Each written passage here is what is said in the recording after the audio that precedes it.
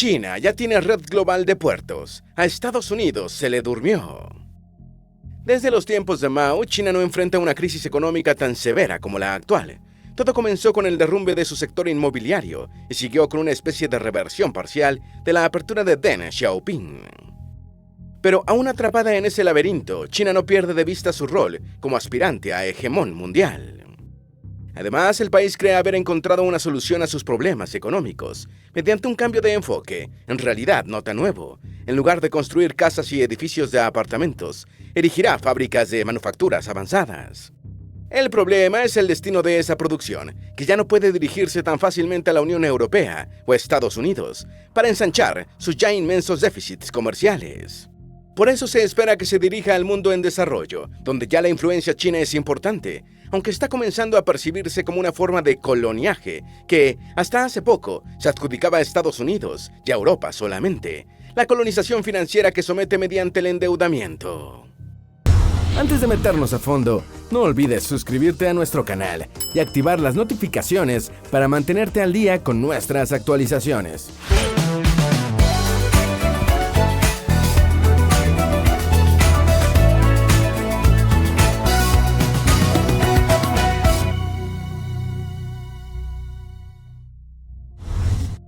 China ya tiene una red global de puertos. Estados Unidos se durmió. La premisa aquí es que estos puertos tienen fines civiles y militares al mismo tiempo.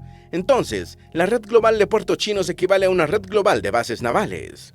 En otros de nuestros videos te hemos contado cómo las dos áreas de las Fuerzas Armadas chinas que más crecen son su armada y su arsenal atómico.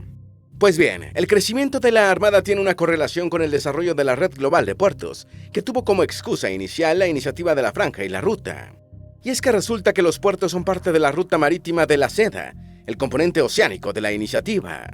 Pese a los obstáculos que hoy enfrenta la iniciativa con países endeudados, que no pueden pagar a China, o la contraofensiva estadounidense, la ruta marítima de la seda ya logró el objetivo de dotar a la Armada china de un lugar donde atracar en todo el mundo. Xi no lo ocultó nunca, porque desde el primer momento habló de su ambición de convertir a su país en un superpoder marítimo. La ruta china de la ambición global.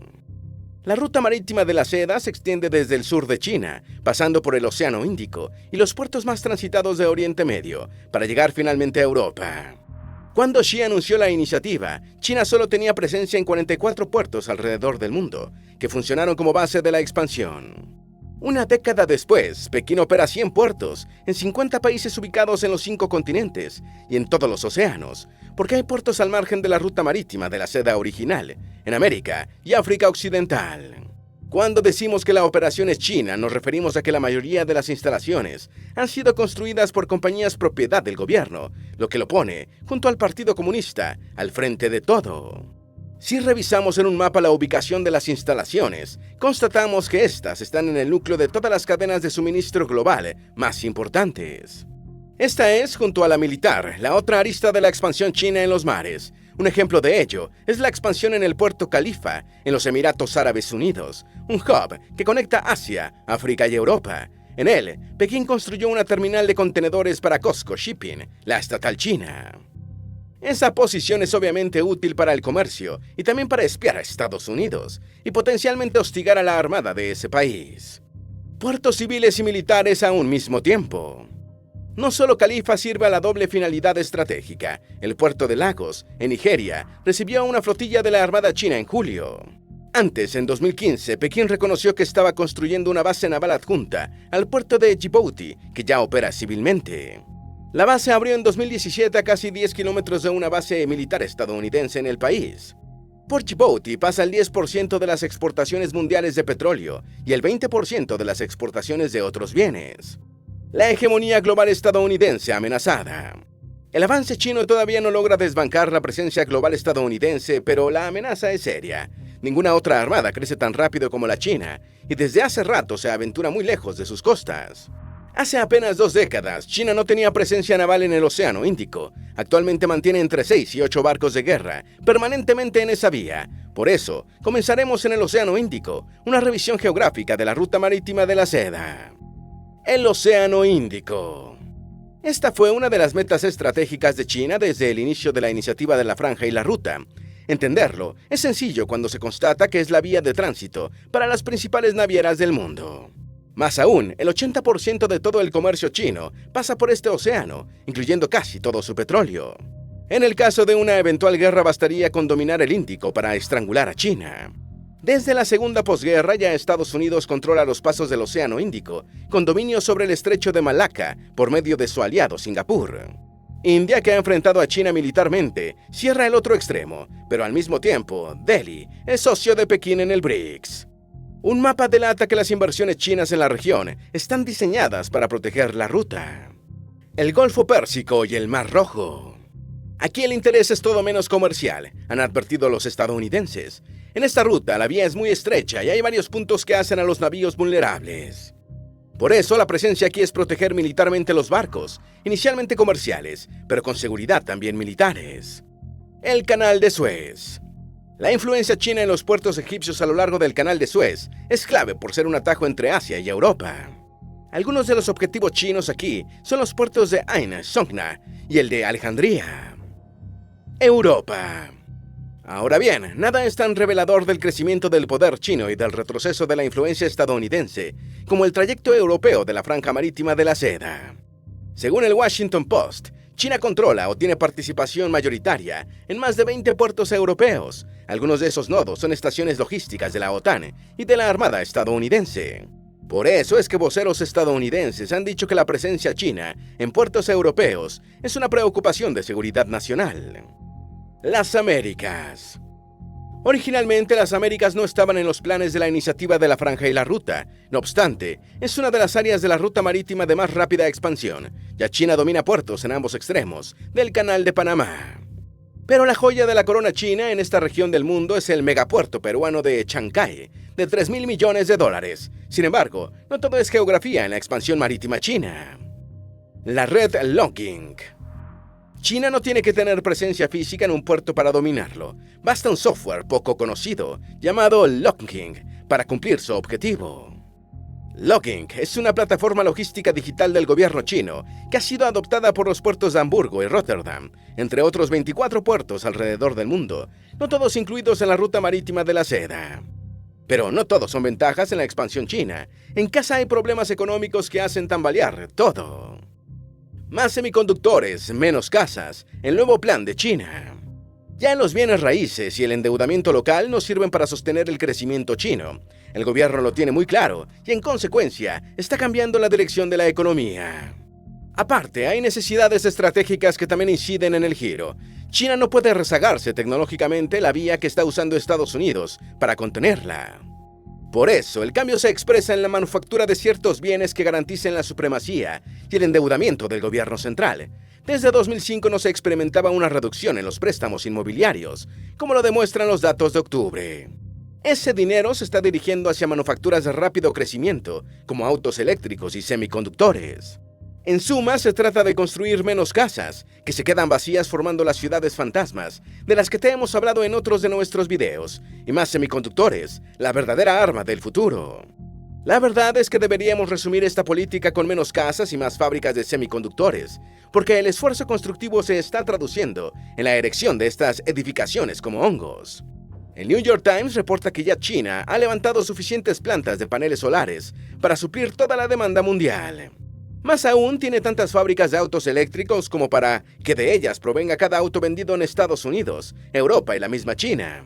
Y para finales de 2024 tendrá tantas plantas petroquímicas como las que tienen Europa, Japón y Corea juntos. Los riesgos del nuevo plan de desarrollo chino. Este enfoque no está exento de riesgos. En el pasado ya el país ha experimentado un superávit de fábricas para las necesidades de su economía, lo que lleva a la exportación. Pero más exportaciones chocarán con los socios comerciales chinos.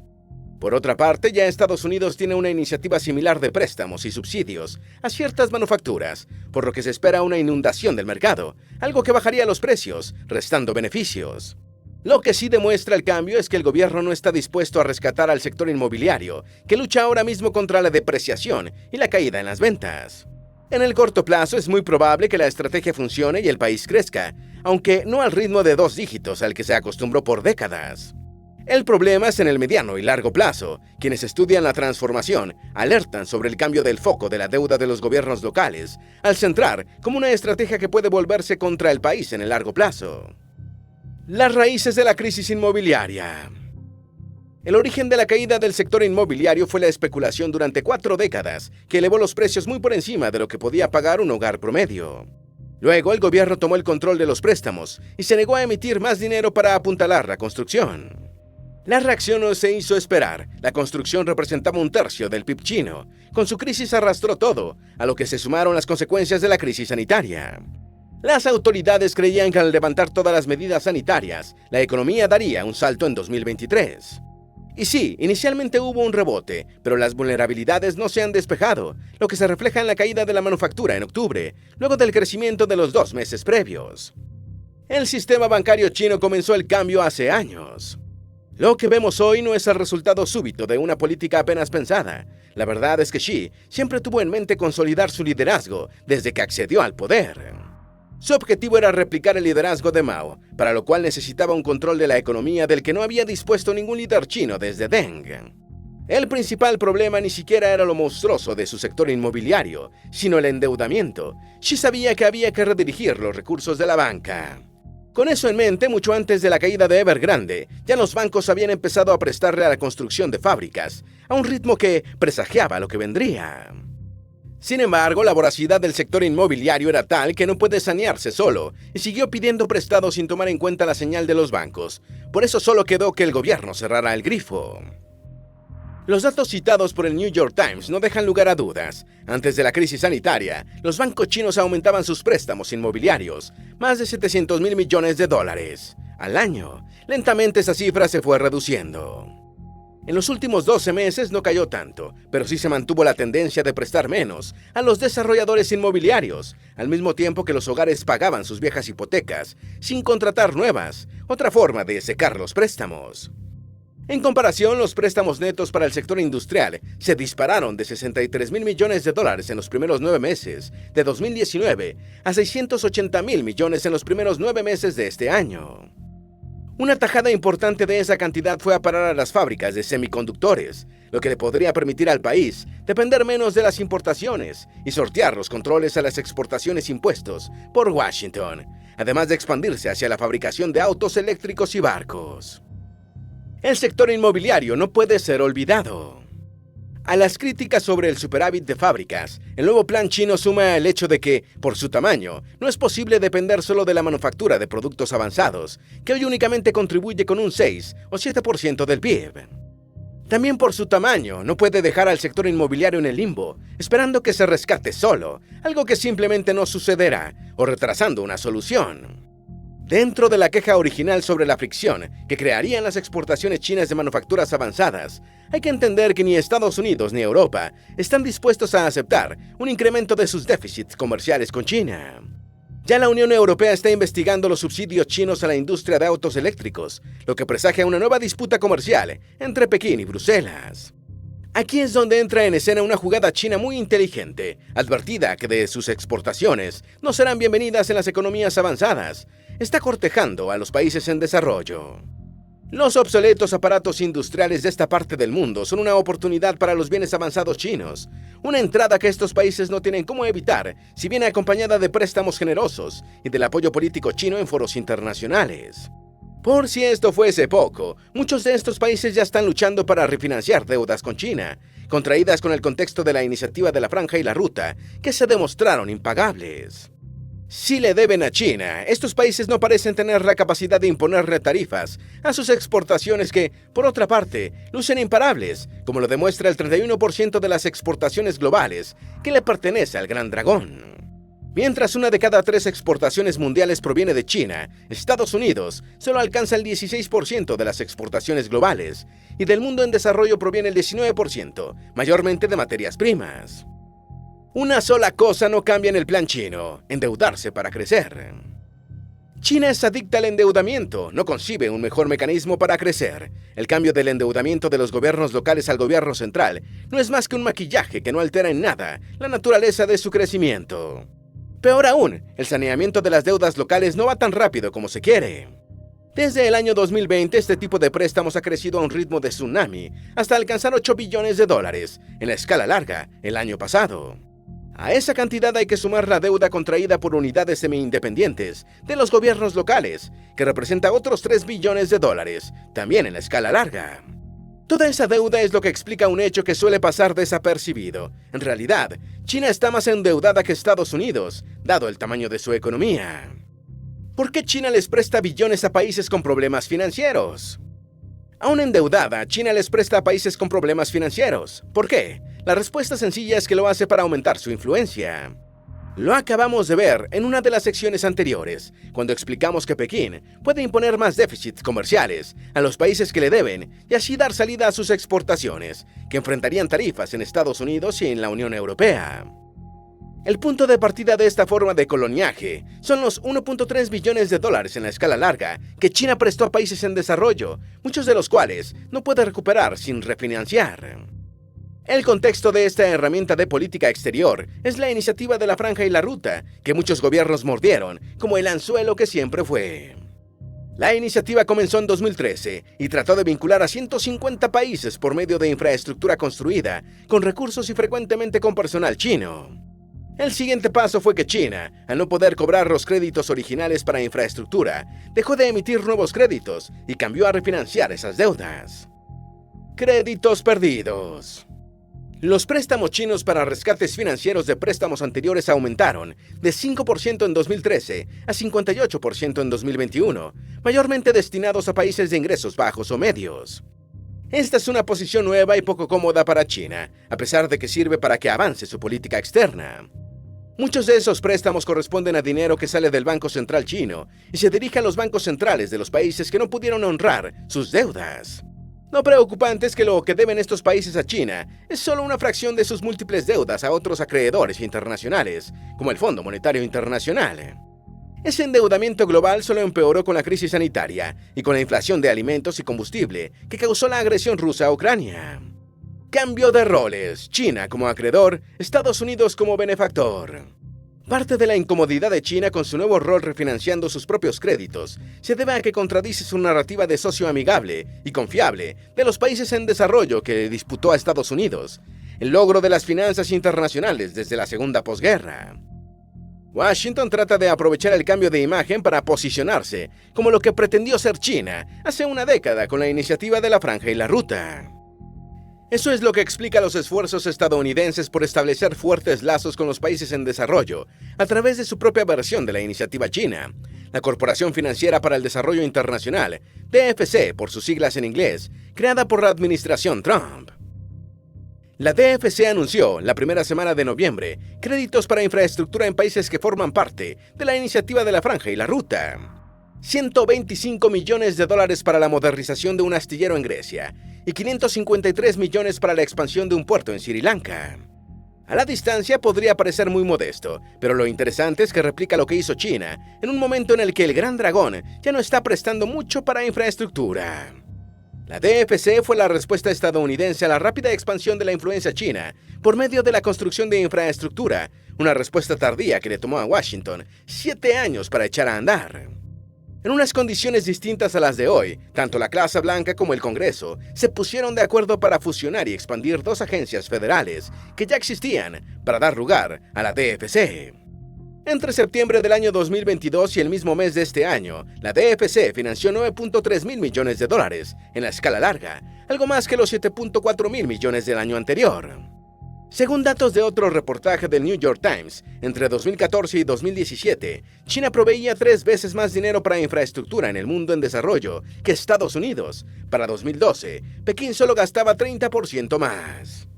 Sri Lanka, el agujero negro de los préstamos chinos. Sri Lanka fue el primer país de los que han recibido dinero chino de la iniciativa de la Franja y la Ruta, que sufrió un colapso total. Un antecedente de ello fue uno de los proyectos más políticamente cargados de la iniciativa china, el puerto de Hambantota, por 1.1 mil millones de dólares. La localidad del puerto está ubicada a unos 200 kilómetros de la capital, Colombo, y era la base de apoyo del entonces presidente Mahinda Rajapaksa, una de las tantas muestras de la poca transparencia con la que China conduce sus negocios en el mundo en desarrollo. Como la ubicación del puerto se decidió política y no comercialmente, el lugar atrajo poco tráfico y el gobierno local no fue capaz de honrar el crédito, lo que China aprovechó para lograr un contrato de alquiler de la instalación por 99 años, que incluye los 60 kilómetros cuadrados que lo rodean. El dinero estadounidense a un puerto en Sri Lanka, que mencionamos antes, está destinado al abarrotado puerto de Colombo, en la capital. ¿Cómo son los préstamos chinos? Tal vez el rasgo más sobresaliente es que las obras chinas se financian con préstamos, no con subvenciones, y los préstamos generan intereses variables. Cuando las tasas subieron durante los últimos 2 años, los impagos empezaron a suceder en cadena como producto de otras de las características del sistema. No hay estudios de factibilidad financiera antes de otorgar los créditos. Tampoco los hay de factibilidad ambiental o sobre el impacto de las obras en la población local. Ni qué decir sobre alguna consideración sobre el respeto a los derechos humanos o las prácticas corruptas. Esto explica la rapidez inicial de las obras y de la expansión de la influencia china. Inicialmente, el 65% de los préstamos provenía de bancos estatales chinos como el Banco de Desarrollo Chino y el Banco Chino de Exportaciones e Importaciones, pero a medida que se sucedían los impagos, estas entidades redujeron sus préstamos a menos del 25%. Su lugar fue tomado por bancos comerciales chinos, con otro 25% de los préstamos, pero con la salvedad importante de que el dinero ahora es otorgado a través de bancos occidentales, que tienen otros estándares. Ese es el dinero que todavía va a infraestructura, porque el que va a refinanciamiento de la deuda bilateral, ya dijimos que sale del Banco Central Chino. En este renglón se produce un hecho que no debería sorprender. Los países más endeudados son los que reciben más rescates. Así, los países altamente endeudados con China recibieron 965 millones de dólares en promedio, mientras que los menos endeudados recibieron 26 millones. Solo el Fondo Monetario Internacional emite más préstamos para rescates financieros. No obstante, la diferencia con China ha venido reduciéndose. Desde el 2000, China ha gastado 1.3 billones de dólares en la escala larga en la iniciativa de la Franja y la Ruta. No hay nada similar en el mundo, ni en el esfuerzo financiero ni en la capacidad constructiva que supuso. Tampoco hay algo comparable en la expansión de la influencia política de un país. Estados Unidos, por años, se limitó a observar cómo perdía poder en varias partes del mundo, y no fue sino hasta 2020 cuando puso en marcha un esfuerzo serio por retomar el tiempo perdido. Ese impulso se demostró tardío porque no han sido los millones de dólares estadounidenses los que han cambiado el balance y la apreciación de China. Ha sido el mismo Pekín el que ha torpedeado su posicionamiento cuando se transformó en un acreedor idéntico a los occidentales. Sin embargo, eso no hizo mella en la realidad. Ya China posee una red de infraestructura mundial como ninguna otra potencia. ¿Tienes alguna duda o sugerencia? Haz tu aporte escribiendo en los comentarios y así entre todos nos ayudamos. Esperamos que este video te haya sido útil. Si tienes algo que agregar, por favor, compártelo con nosotros en la sección de comentarios. Dale me gusta a este video y envíale el enlace a tus familiares y a tus mejores amigos para que también conozcan la red global de puertos de China.